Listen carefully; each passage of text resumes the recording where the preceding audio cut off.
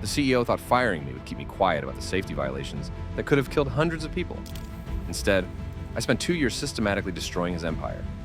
I was a safety inspector at Meridian Manufacturing, one of the biggest chemical plants in the state. Been there 8 years, perfect record, genuinely cared about keeping people safe. The company was profitable, but our CEO, Richard Blackwood, was obsessed with cutting costs. Every quarter, more pressure to find savings, streamline processes, reduce unnecessary expenses. That's when I started noticing problems. Small things at first. Skipped maintenance, delayed equipment replacements, reduced safety training hours. Then I found the smoking gun. Internal memos showing Blackwood had approved using substandard materials for critical safety systems. We're talking about pressure vessels, emergency shutdown systems, stuff that could explode if it failed. I did my job, filed a comprehensive safety report documenting everything. 17 major violations that put every worker at risk, plus the surrounding community. Blackwood called me into his office the next day. "These allegations are completely false," he said. "You're clearly unstable, probably have substance abuse problems. Effective immediately, you're terminated." Security escorted me out like a criminal. But that wasn't enough for him. Within a week, I couldn't get hired anywhere in the industry. Blackwood had called every safety company in 3 states, spreading lies about me. Unstable, unreliable, makes false accusations.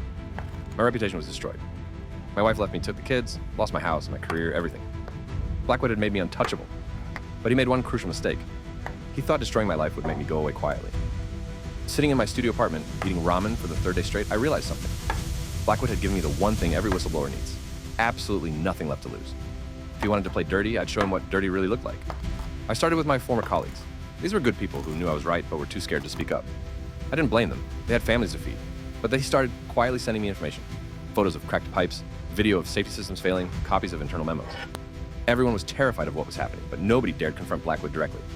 I built a database of every violation, every corner cut, every lie Blackwood had told regulatory agencies.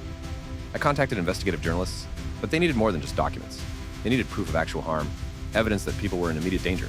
So I became a detective. Started monitoring the plant from public areas, documenting emissions, tracking emergency response calls.